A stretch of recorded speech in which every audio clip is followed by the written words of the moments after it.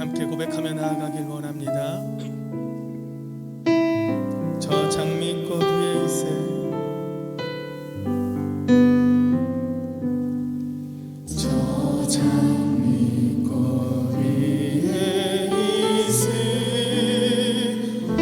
아직 맺혀 있는 그대의 귀에 흘리니 소리 들리니 주를 선모 명하다. 주님 나와 동행을 하면서 날 친구 삼으셨네. 우리 서로 다른 그 기쁨을 알 사람이 없도다.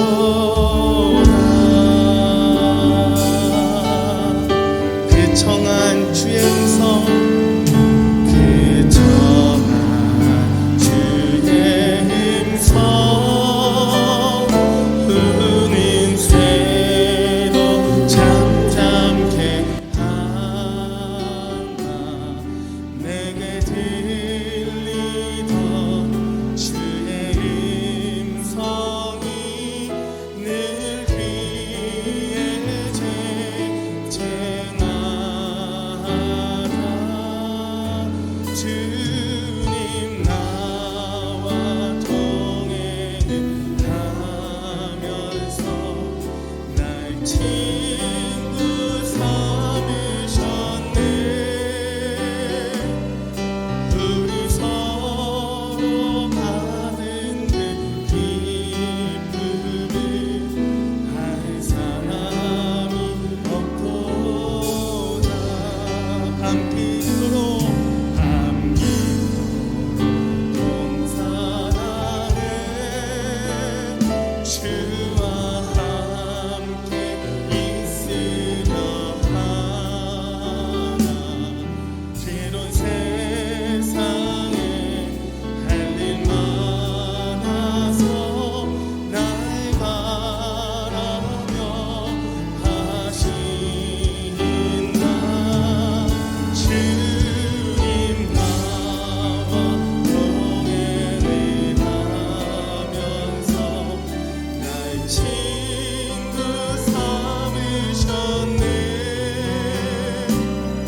우리 서로 받은 그 기쁨을 알 사람이 없도. 주님 나와 동행을, 주님 나와 동행을 하면서 날 친구 삼으셨네. 우리 서로 받은 그 기쁨을 알 사람. 우리 한 번 더 고백합니다.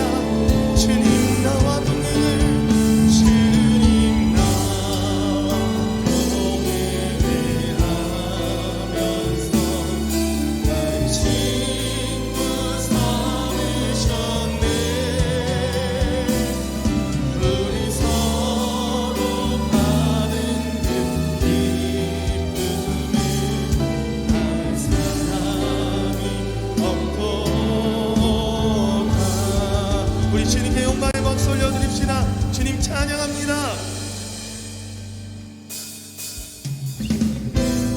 우리에게 참 평안과 참 사랑을 허락하신 그 주님을 찬양하며 나아갑시다. 할렐루야. 복음 들고 사들 없는 자들의 발길 아름답도다 아름답도다. 평화 전하며 복된 소식을 외치네. 주님 다스리십니다. 주 다스리십니다.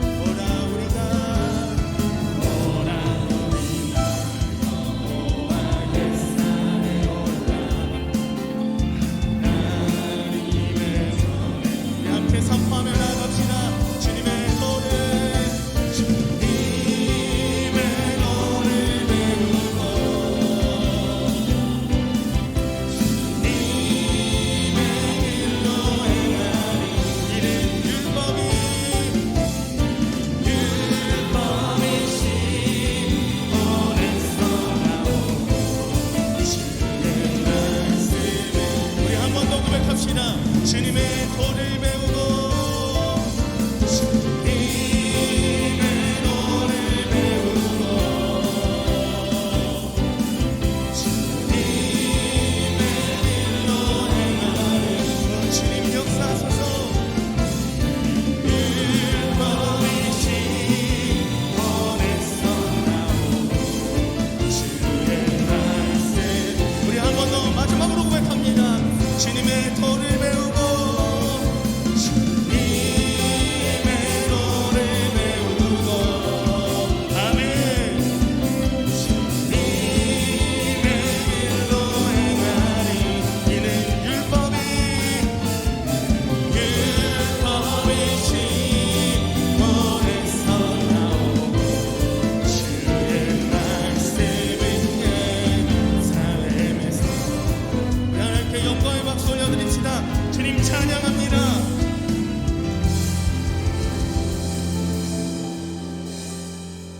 우리 함께 선포하며 나아갑시다. 예수는 그리스도 예수는 그리스도 예수는 주 하나님의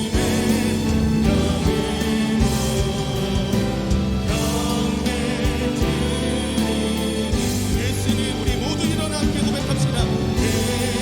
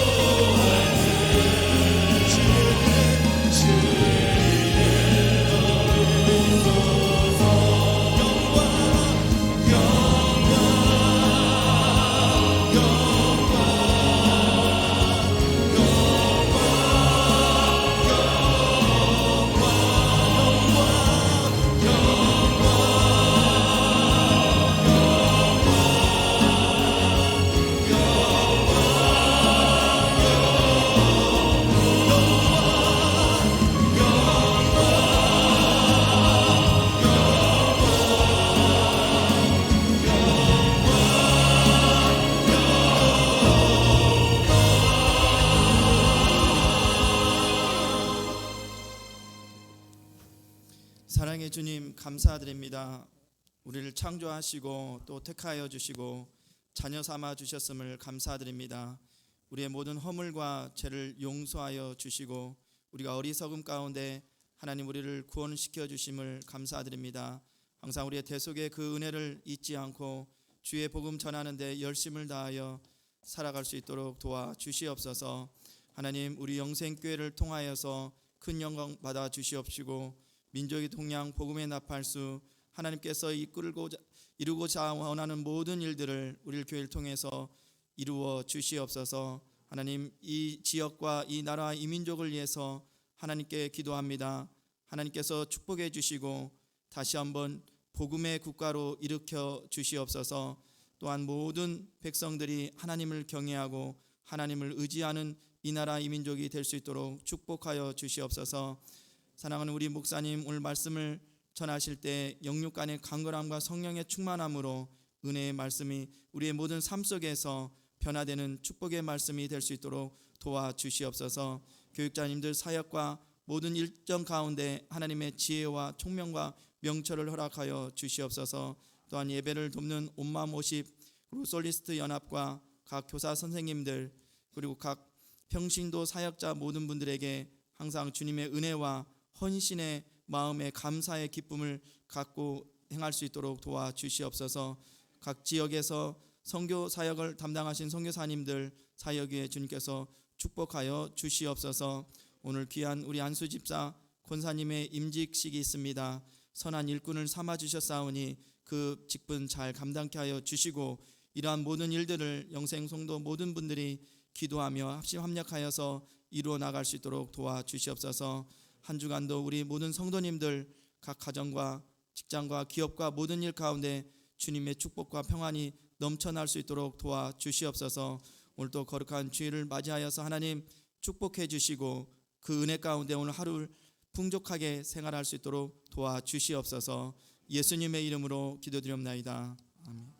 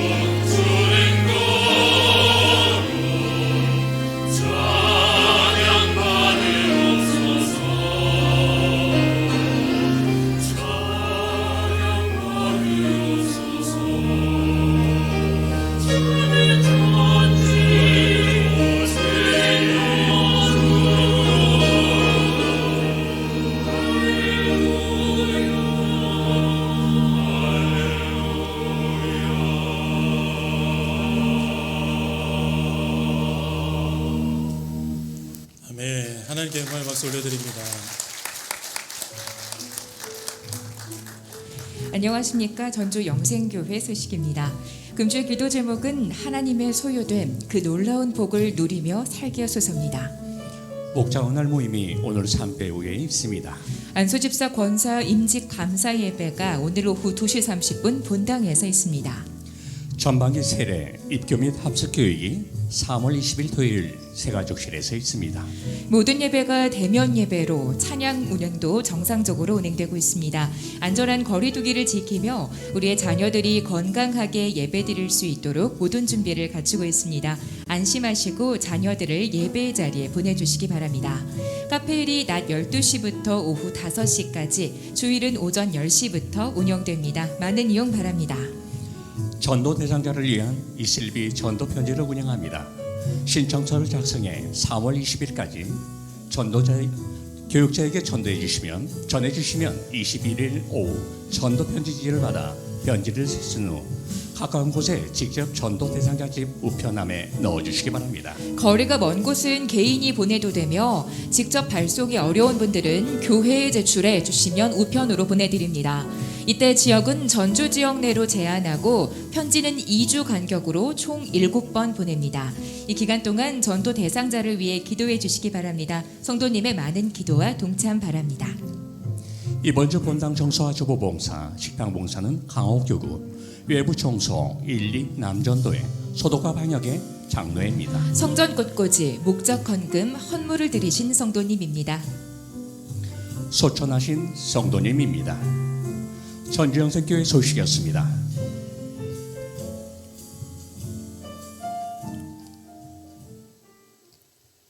오늘 주시는 하나님의 말씀은 스가랴서 2장 12절에서 13절의 말씀입니다.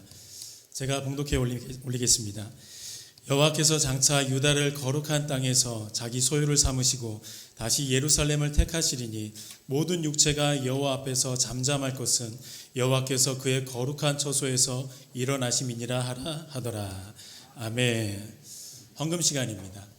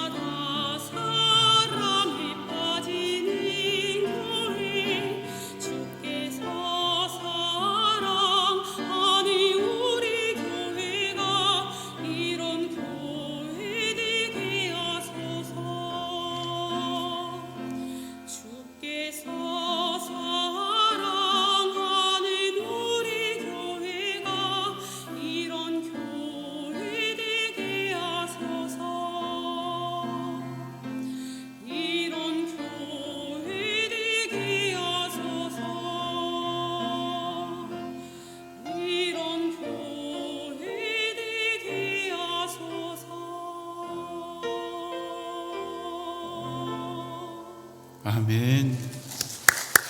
아름다운 찬양 감사드립니다. 예, 지난주에 장례에 있었던 가정이 있습니다. 우리 천석영 집사님, 이행옥 권사님 가정, 어머님 소천하시고 장례 마친 후에 우리 성도님들께 인사를 드립니다.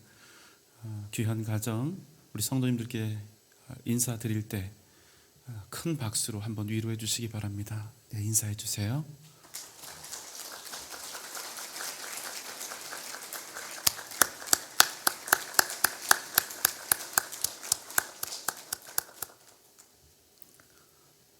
드리신 예물 위해서 우리가 함께 기도하도록 하겠습니다.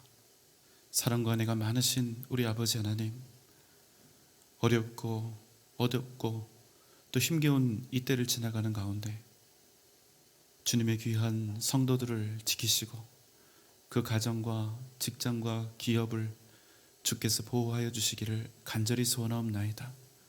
오늘 주님을 사랑하는 마음과 헌신하는 마음으로 귀한 예물을 준비하여 드립니다. 우리의 간절한 마음의 소원도 주 앞에 드리오니 우리 삶을 통하여 하나님의 역사와 하나님의 뜻이 날마다 나타나게 하여 주옵소서. 주님 앞에 11조 예물을 구별하여 드립니다.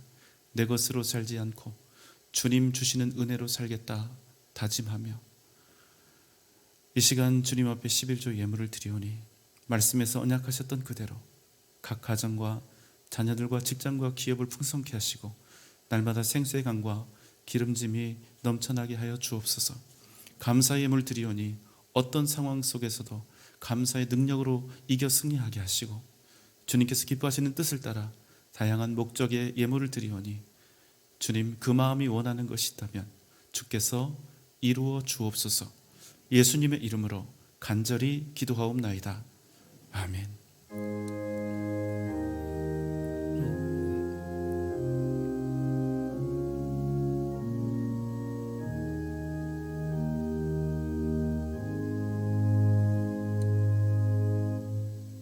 예, 우리 인사하겠습니다. 한 마음 하나 되어 주님의 뜻을 이루어 갑시다. 네, 반대편도 한번 하죠. 한 마음 하나 되어 주님의 뜻을 이루어 갑시다. 네, 반갑습니다. 감사합니다. 여러분, 제가 무슨 말씀을 드릴 건데 이 말이 맞는 말인지 여러분 한번 생각해 보시기 바랍니다. 행복은 성적순이 아니잖아요. 네, 저는 영화 제목도 있었는데 행복은 성적순이 아니잖아요. 여러분, 맞는 말입니까? 틀린 말입니까? 예, 맞는 말입니다. 명백히 맞는 말입니다. 성적이 높다는 것이 그 사람의 인생을 조금이라도 더 행복하게 만들 수 없다는 사실을 우리 모두는 아주 잘 알고 있습니다. 그럼에도 우리는 이러한 사실을 전혀 모르는 사람들처럼 여전히 행복이 성적순인 것처럼 여기며 자녀들을 양육하고 있다는 사실입니다. 이런 우리의 현실이 참 안타깝습니다. 제가 최근에 KBS 스페셜 행복해지는 법 편을 보았는데요, 거기에 이런 내용들이 있었습니다. 당신이 무엇을 더 가지면 더 행복해질 수 있을까요? 이 질문에 대다수의 사람들이 뭐라고 답했을까요? 돈이라고 답했습니다. 내가 돈을 더 갖게 되면 나는 더 행복해질 것입니다. 그래서 그들에게 다시 물었습니다. 그렇다면 당신이 돈을 얼마만큼 가지고 있으면 행복할까요? 라고 물었죠. 그랬더니 가장 많은 수의 사람들이 10억에서 50억 정도는 가지고 있어야 내가 만족하고 행복할 수 있다, 이렇게 답했습니다. 그런데 여러분, 놀라운 자료가 하나 있습니다. 가계소득 400만 원을 넘어서면 오히려 삶에 대한 만족도가 더 떨어진다는 것입니다. 무슨 말입니까? 100만 원을 더 벌면 100만 원 더 번 만큼 내 인생이 만족스럽고 행복해야 하는데 절대로 그렇지 않다는 것입니다. 우리나라 소득 수준을 바탕으로 봤을 때 400만 원을 넘어서면 오히려 그 돈들이 우리의 행복에 해를 끼치는 것으로 드러났다는 것입니다. 가난을 벗어나게 하는 일정 수준의 돈은 우리를 행복하게 할 수도 있겠지만 그 한계선을 넘어서면 돈이 그 액수에 비례해서 사람을 행복하게 만드는 것이 아니라 오히려 그 행복의 만족도를 떨어뜨려 버린다는 것입니다. 연세대학교 심리학과 서은국 교수는 다음과 같은 실험을 했습니다. 춘천에 사는 사람들과 서울에 사는 사람들에게 각각 물었습니다. 여러분 아시다시피 춘천은 서울보다 북쪽에 있는 인구 30만이 채 되지 않는 중소도시입니다. 서울과 춘천 중 어디서 사는 사람이 더 행복할까요? 답은 이거였습니다. 답은 어떻게 나왔을까요? 어디에 사는 사람이 더 행복하다? 예, 서울에 사는 사람이 더 행복하다. 지금 이 상황에서도 분위기 파악을 못하고 막 춘천이라고 대답하시는 분이 계신 것 같은데 조용히 계시면 됩니다. 예. 이구동성 서울에 사는 사람들이 더 행복할 것이다 이렇게 답했습니다. 춘천에 살든 서울에 살든. 그 이유에 대해서는 서울이 더 크고 화려하고 부유하고 문화 등 혜택이 훨씬 많기 때문이라고 그렇게 답을 했습니다. 그러나 여러분 실제 삶의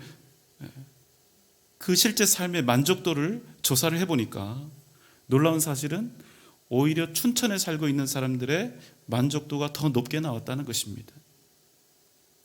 한 가지 더 말씀을 드리죠. 사람들이 제일 부러워하는 직업 중에 하나가 뭡니까? 의사지요. 그래서 의사분들에게 물었습니다. 의사의 삶을 의사로서 살고 있는 당신은 행복합니까? 이에 대해서 43.8%는 예라고 대답했지만 그것보다 훨씬 많은 56.2%는 내가 의사로서 살고 있는 것이 행복하지 않다 그렇게 답했습니다. 총 170개의 직업군을 조사했습니다.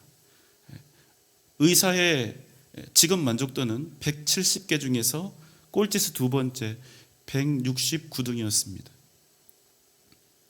우리는 소유의 양과 행복의 양이 절대로 비례하지 않는다는 사실을 이렇게 머리로 잘 알고 있습니다만 여전히 더 많이 소유하는 것이 내 인생에 더 많은 만족감을 가져다 줄 것이라고 하는 이 잘못된 고정관념에서 벗어나지 못하고 아니요 벗어날 생각이 없습니다.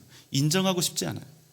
그리고 변함없이 더 많이 이 손에 주기 위한 노력을 멈추지 않고 있는 것입니다. 심지어는 진정 우리를 만족하게 할 수도 없는 이런 것들을 얻겠다고 영원한 생명이요 영원한 복 대신 우리 하나님 이 하나님의 은혜를 포기해버리기도 한다는 것입니다. 우리는 소유에 대해서 매우 큰 의미를 부여합니다. 건강의 소유, 물질의 소유, 지위와 명예의 소유, 그리고 그러한 것들을 내가 충분히 소유하는 것이 내 인생을 만족해 할 수 있는 유일한 방법이라고 착각합니다. 그리고 그것들을 더 많이 소유하기 위한 삶을 평생 경주하며 땀 흘리기를 멈추지 않는다는 사실입니다. 여러분 안타깝게도 믿는 우리도 이게 예외가 아니에요. 그런데 여러분 그렇다면 여러분의 현재는 어떻습니까? 여러분의 과거와 비교했을 때 여러분의 현재는 어떻습니까? 그만큼 더 행복하고 그만큼 더 여러분의 인생에 만족하게 되셨습니까? 오늘 우리가 함께 나눌 말씀은 우리에게 진정한 만족을 주는 것은 무엇인가에 관한 것입니다. 오늘 본문은 스가랴서입니다. 스가랴서는 포로기 이후의 삶을 살아가고 있었던 유대인들을 위해서 쓰여졌습니다. 이스라엘 백성들은 진정한 복의 근원이신 하나님을 버리고 우상 숭배했습니다. 수없이 많은 하나님의 설득과 애타는 그 부르짖음을 무참히 버리고 더 이상은 회복 불가한 그 타락의 지경에 이르렀을 때 그들은 심판을 받고 이방 민족들의 침략 속에서 완벽하게 멸망당하게 되었습니다. 예루살렘 폐망 후에 이스라엘 백성들은 이제 이방 민족들의 노예가 되어서 각 나라의 열방의 포로로 잡혀가게 되었습니다. 그러나 하나님께서는 변함없이 심판받은 그들을 사랑하셨습니다. 비록 그들의 나라는 망했지만 그 백성들은 하나님께서 보호하시고 보존하신 것입니다. 그리고 하나님께서는 변함없이 그들을 사랑하셨을 뿐만 아니라 그들을 향한 놀라운 계획을 가지고 계셨다는 것입니다. 모래알처럼 흩어져 버린 그들을 다시 하나 되게 하셨습니다. 그리고 예루살렘으로 돌아와 이스라엘 그 나라와 민족을 재건하도록 하신 것입니다. 스가랴 선지자는 1차 포로 귀환 때 돌아왔습니다. 그때 하나님의 말씀이 그에게 임했습니다. 스가랴 1장 3절 4절 말씀입니다. 만군의 여호와께서 이처럼 이르시되 너희는 내게로 돌아오라. 그리하면 내가 너희에게로 돌아가리라. 너희 조상들을 본받지 말라. 옛적 선지자들이 그들에게 만군의 여호와께서 너희가 악한 길, 악한 행위를 떠나서 돌아오라 하셨으나 그들이 듣지 아니하고 내게 귀를 기울이지 아니하였느니라. 다시 예루살렘에 돌아온 이스라엘을 향한 하나님의 외침은 예전과 동일했습니다. 너희는 내게로 돌아오라. 그리하면 내가 너희에게로 돌아가리라. 제발 너희 조상들의 그 일들을 본받지 말라. 그들은 내 외침을 듣지 않고 결국 악한 길로 떠났느니라. 그런데 여러분, 여기서 오해하면 안 되는 것이 있습니다. 이스라엘 너희가 돌아오면 내가 너희에게 돌아가리라 하나님께서 이렇게 말씀하셨지만 하나님께서는 단 한 번도 이스라엘을 떠나신 적이 없다는 사실입니다. 그래서 그들이 아직 연약할 때, 그들이 아직 하나님의 사랑을 알지 못하고 여전히 패역해 있을 때도 하나님은 그들을 향한 놀라운 계획을 갖고 계셨고 그들을 예루살렘으로 다시 돌아오게 하셨던 것입니다. 하나님은 스가랴 선지자에게 8가지 환상을 보여주셨습니다. 그 중에서 이 시간 우리는 세 번째 환상을 만나게 됩니다. 스가랴 2장 1절로 5절의 말씀입니다. 한 사람이 측량줄로 예루살렘의 너비와 길이를 측량하되 다른 천사가 나와서 말하기를 예루살렘은 그 가운데 사람과 가축이 많으므로 성곽 없는 성읍이 될 것이라 하라. 여호와의 말씀에 내가 불로 둘러싼 성곽이 되며 그 가운데에서 영광이 되리라. 한 측량하는 자가 예루살렘 성을 측량했는데 그 크기를 살펴보니까 예루살렘 가운데 사람과 가축이 많아서 과거에 존재했던 그 성곽을 재건하는 것으로는 결코 충분하지 않게 되었다. 이것이 결론입니다. 이에 여호와의 말씀이 그들 가운데 임합니다. 그렇다면 내가 예루살렘을 둘러싼 불성곽이 너희를 위해서 될 것이며 내가 그들 가운데 너희 가운데 영광 중에 임하리라. 예루살렘은 여전히 황폐했습니다. 예루살렘에 돌아왔던 귀한 자들 역시 여전히 연약하고 무능력한 믿음의 사람들이었습니다. 다시 그들은 거룩하지도 않았습니다. 그래서 하나님은 도저히 그 상태로는 그들 가운데 영광으로 임하실 수가 없었던 것입니다. 포로에서 다시 예루살렘으로 돌아왔던 이스라엘 백성들은 자신들이 믿음으로 귀환한 그 일로 말미암아 대단한 역사가 자기들 가운데 나타날 줄로 알았습니다. 자신들이 조상들로부터 익히 들어왔던 홍해가 갈라지는 기적, 반석에서 샘이 터지고 불기둥과 구름 기둥, 만나와 메추라기, 이런 기적과 능력이 나타날 줄 알았습니다. 그래서 곧바로 다윗의 영광이 자신들 가운데 회복될 것으로 생각했습니다. 그렇지만 그들이 만났던 현실은 무엇입니까?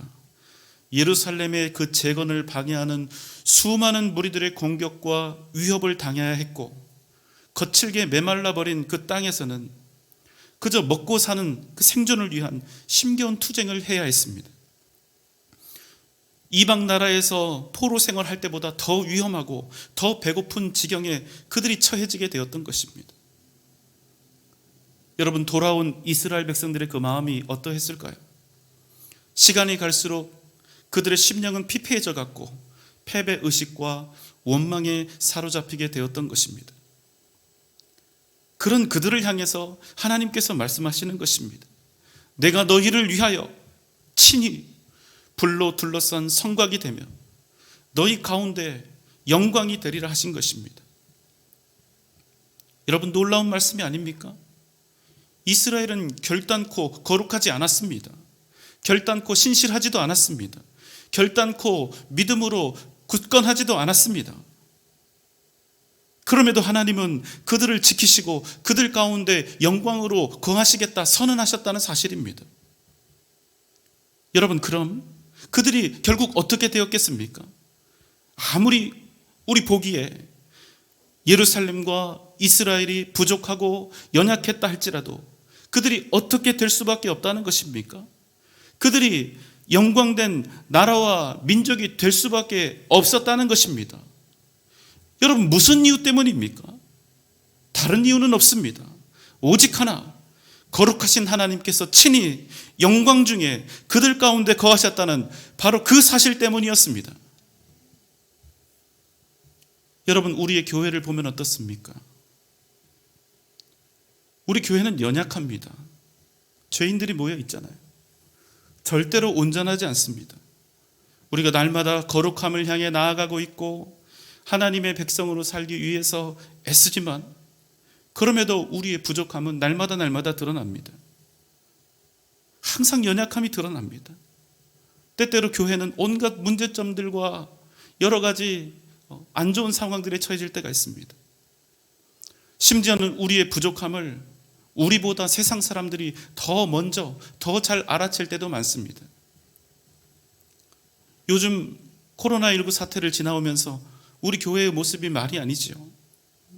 기본적인 방역도 제대로 하지 못해서 여러 교회들이 코로나19의 허브가 되는 바람에 세상 사람들로부터 마땅히 칭송받고 존경받아야 할 우리의 교회가 존경은커녕 오히려 손가락질을 받고 있는 상황입니다. 그런데 여러분, 그럼에도 우리가 잊지 말아야 할 것은, 그럼에도 우리의 교회는 여전히 영광된 교회라는 사실입니다. 여러분, 우리가 어떻게 그럴 수 있습니까? 그럼에도 어떻게 우리의 교회가 영광된 교회일 수 있습니까?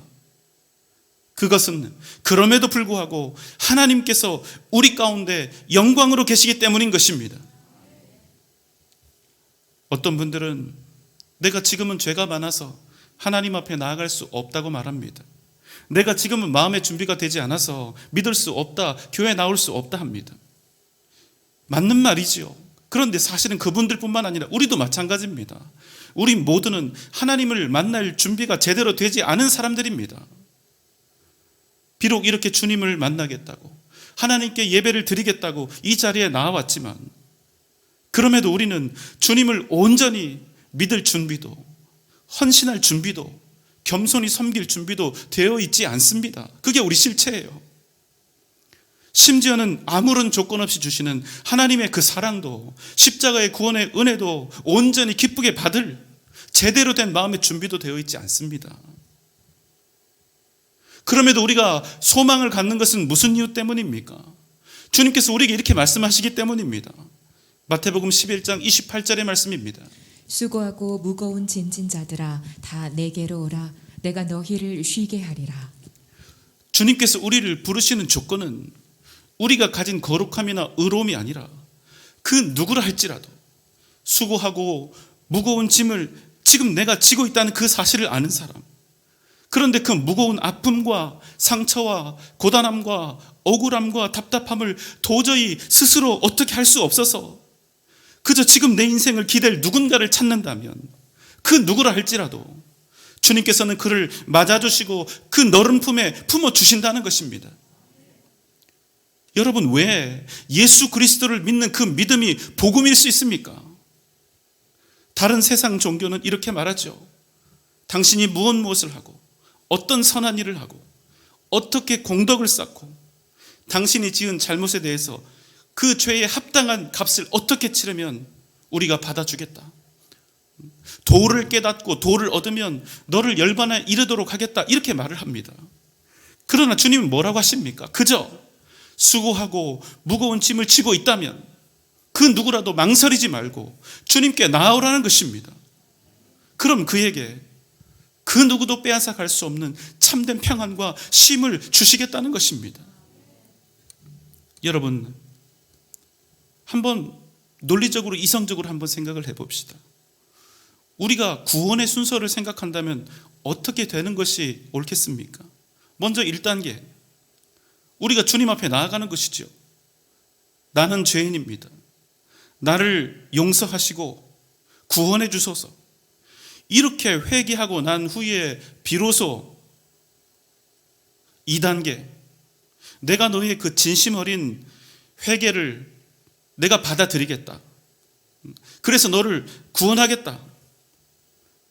이렇게 구원의 허락, 중생의 허락이 있어야 하지 않겠습니까? 그런데 여러분, 기독교는 이 순서가 완전히 거꾸로 되어 있는 것입니다. 여러분, 우리 기독교에는 구원의 서정이라는 것이 있습니다.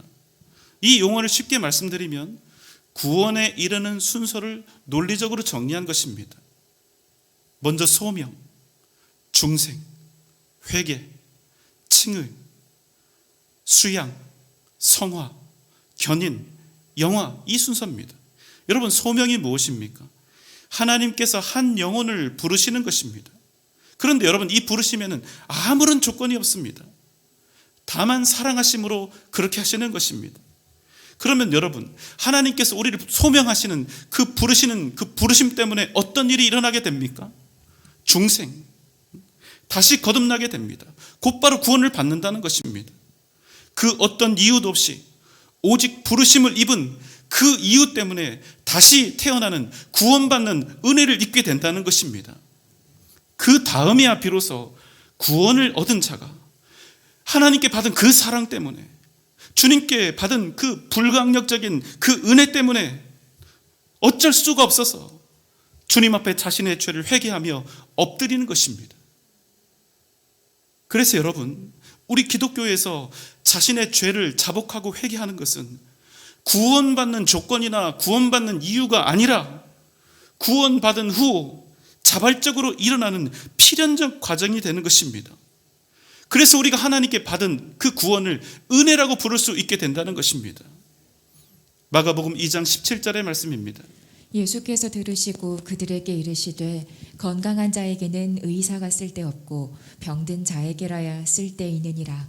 나는 의인을 부르러 온 것이 아니요 죄인을 부르러 왔노라 하시니라. 여러분, 잊지 마십시오. 우리 주님께서는 스스로를 의롭게 여기는 사람, 스스로를 높게 여기는 사람이 아니라 상한 심령을 가진 사람, 상하고 통회하는 마음으로 주님께 나오는 사람, 바로 그 사람을 부르기 위해 오셨다는 것입니다.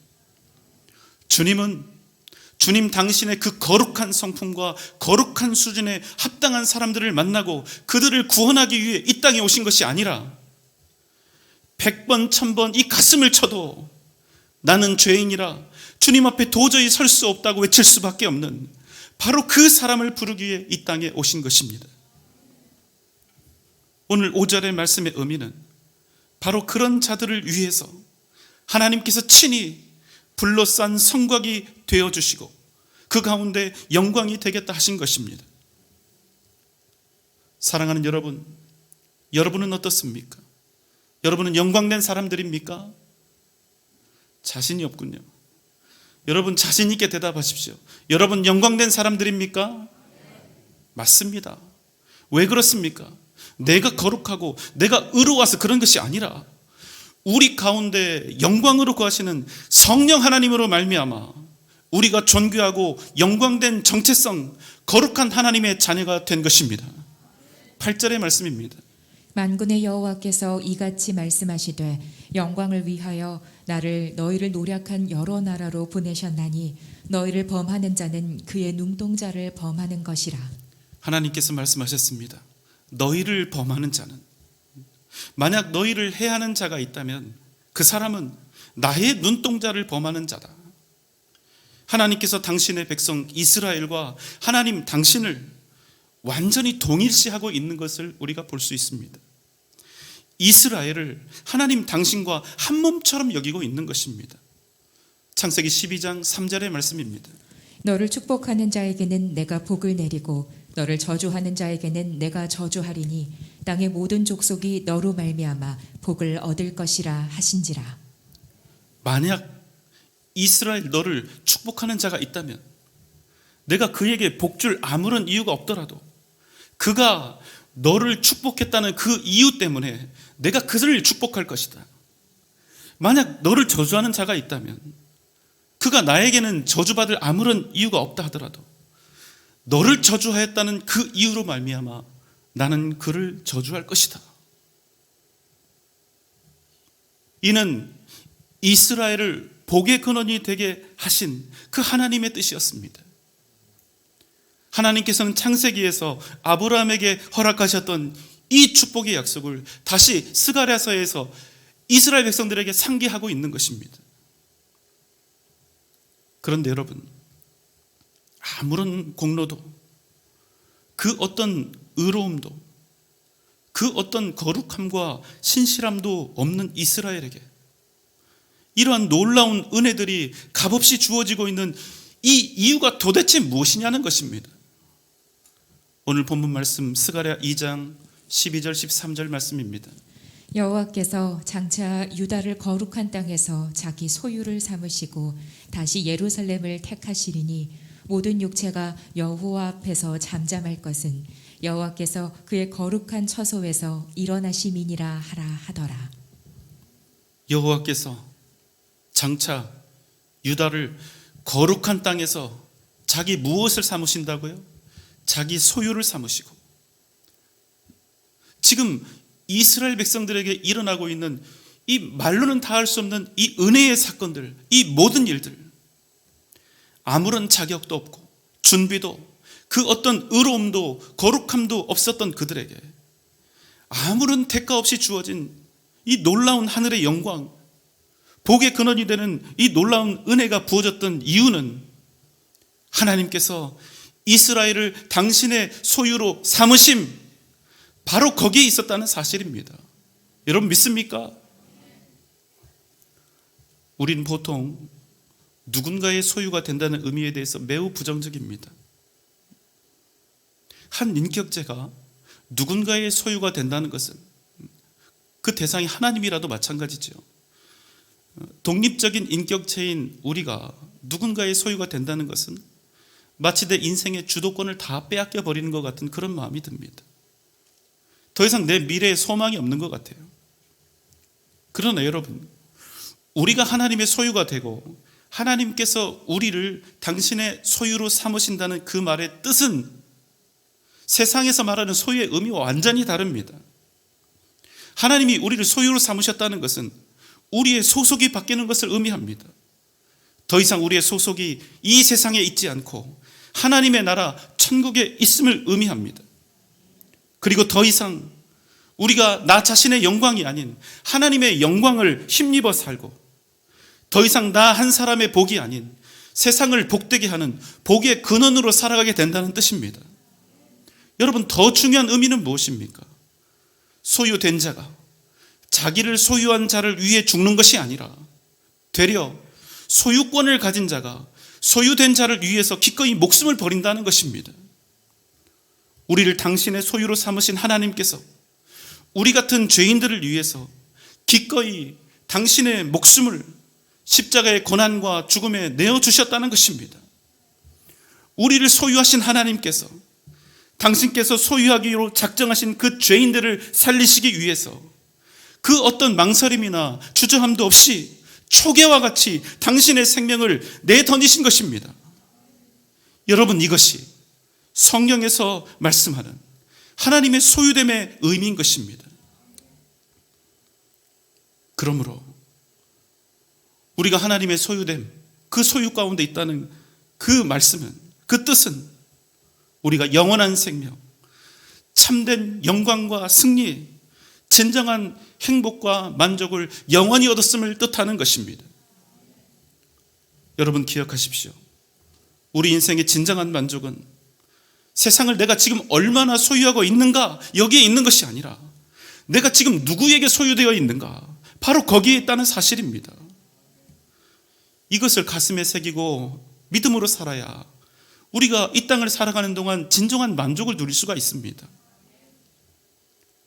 사랑하는 여러분, 여러분의 인생은 행복하십니까? 여러분의 인생은 지금 풍요와 만족을 충만히 누리고 계십니까? 오늘 이 시간 하나님께서 여러분을 하나님 당신의 소유로 삼으셨다는 그 사실을 여러분의 마음판에 다시 한번 깊이 새기는 은혜가 있으시기를 주님의 이름으로 소망합니다. 하나님께서 여러분의 인생에 불로싼 성곽이 되시고 여러분을 지키시고 우리 가운데 영광 중에 임하고 계심을, 우리를 이 땅에 복의 근원으로 삼으셨음을 잊지 마시기 바랍니다. 사랑하는 여러분, 오직 믿음으로 사십시오. 오직 하나님만을 의지하며 사십시오. 그럼 하나님께서 마치 당신의 눈동자를 지키시듯 여러분을 지키시고 여러분의 인생을 영광되게 만드실 줄 믿습니다. 하나님의 소유됨, 그 능력으로 날마다 승리하는 복된 삶을 살아가는 여러분 되시기를, 날마다 하나님의 소유가 된 그 복음이 주는 기쁨이 여러분 가운데 넘쳐나시기를 주님의 이름으로 축원합니다.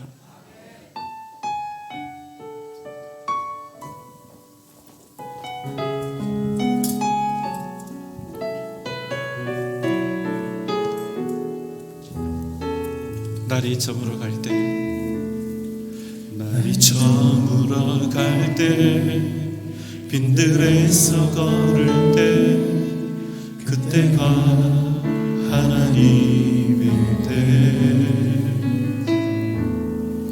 내 입으로 안 될 때, 빈손으로 걸을 때, 내가 고백해 여호와 주가 일하시네, 주가 일하시네, 주가 일하시네.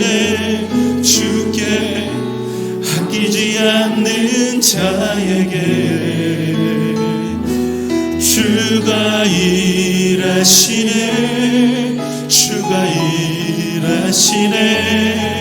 신뢰하며 걷는 자에게 우리 모인 이곳에, 우리 모인 이곳에 주님 함께 계시네.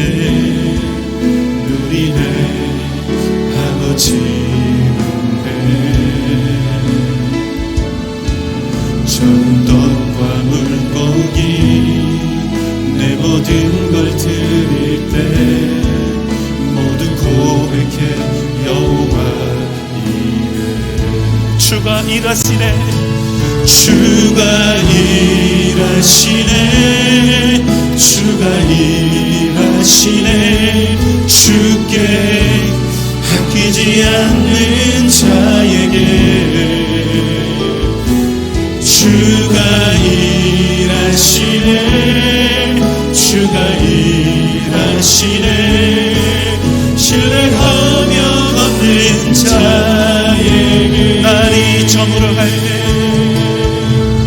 날이 저물어 갈 때, 힘들에서 걸을 때, 그때가 하나님의 때, 내 힘으로 안 될 때, 빈손으로 걸을 때, 내가 고백해 여호와 우리 모인 이곳에, 우리 모인 이곳에 주님 함께 계시. 누리네 아버지 은혜, 누리네 아버지 은혜. 적은 떡과 물고기, 적은 떡과 물고기 내 모든 걸 드릴 때 모두 고백해. 우리 가슴에 손을 얹고 주님 찬양합니다. 주가 일하시네, 주가 일하시네, 주가 일하시네. 주께 아끼지 않는 자에게 주가 일하시네, 주가 일하시네.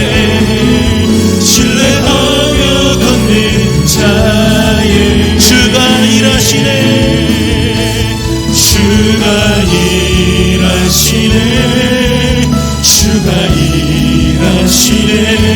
주께 아끼지 않는 자에게 주가 일하시네, 주가 일하시네. 신뢰하며 걷는 자 주가 일하시네, 주가 일하시네, 주가 일하시네. 주께 아끼지 않는 자에게 주가 일하시네, 주가 일하시네, 주가 일하시네.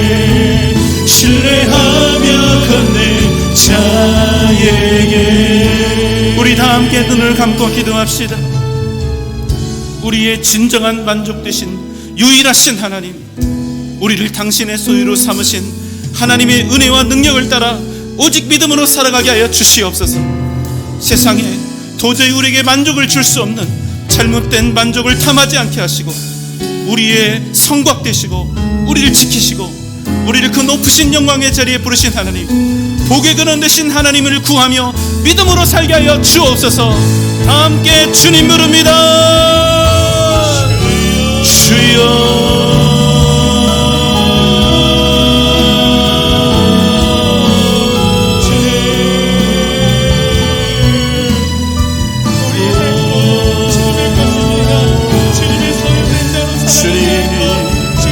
우리 가운데 역사해 주시옵소서. 우리에게 진정한 만족을 주시는 하나님, 하나님의 소유된 그 복을 우리가 날마다 누리며 만끽하며 나아가게 하여 주시옵소서. 주여, 세상의 잘못된 것들을 따라 살지 않게 하여 주옵소서. 오직 하나님을 구하며 믿음으로 살게 하여 주옵소서. 오 주님, 주님의 은혜를 우리 가운데 넘치도록 도와주옵소서. 주님 역사하여 주옵소서. 주님 함께하여 주옵소서. 주여.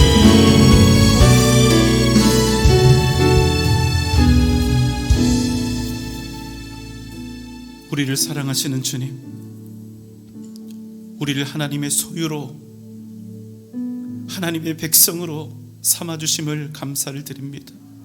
그래서 우리의 호적이 이 땅에 있지 않고 영원한 하나님의 나라 저 천국에 있게 하심을 감사를 드립니다. 우리의 진정한 만족 되신 하나님, 우리를 당신의 소유로 삼으신 그 하나님의 은혜와 능력을 따라 오직 믿음으로 살게 하여 주옵소서. 우리에게 진정한 만족을 도저히 줄 수 없는, 절대로 줄 수 없는 세상의 것들조차 살지 않게 하시고 오직 우리를 지키시고 우리의 영원한 성곽이 되시고 우리를 높으신 영광의 자리에 부르신 하나님, 복의 근원 되신 하나님만을 구하며 믿음으로 살게 하여 주시옵소서. 이제는 우리 구주 예수 그리스도의 크신 은혜와 하나님의 무한하신 사랑하심과 성령님의 감화 감동 역사하심과 그 크신 은혜와 능력과 은총이